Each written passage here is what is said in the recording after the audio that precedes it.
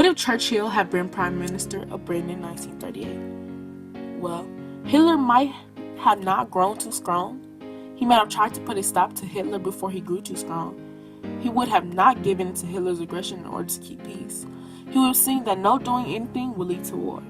He might have pushed for support from the U.S. He would have tried to find ways to get the U.S. to help somehow. The outcome of the Munich conference might have been completely different. The day that Winston Churchill was elected Prime Minister of Britain marks the day of an important day of history.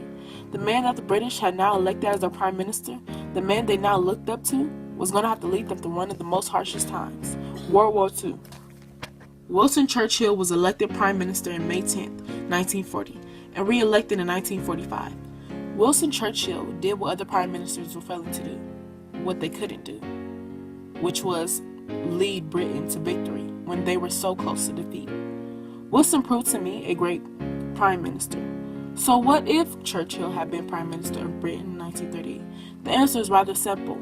World War II would have been different. History would have been different. If Wilson was Prime Minister in Britain in 1938, he might have not let Hitler grow too strong. Churchill would have probably seen that Hitler was a threat and tried to stop him before he grew too strong, before he grew into the monster that almost conquered his beloved Britain, before Hitler ended the lives of so many innocents.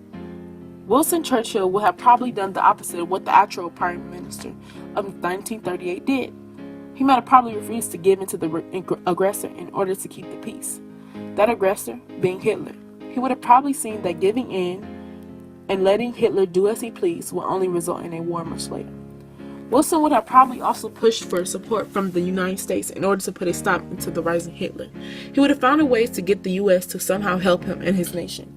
Finally, if Winston Churchill had been Prime Minister in 1938, the outcome of the Munich conference would have been completely different. Needless to say, there would have probably been no Munich conference. He would have probably gone through the plans of war with the Mussolini and had not allowed Germany to take Sudetenland.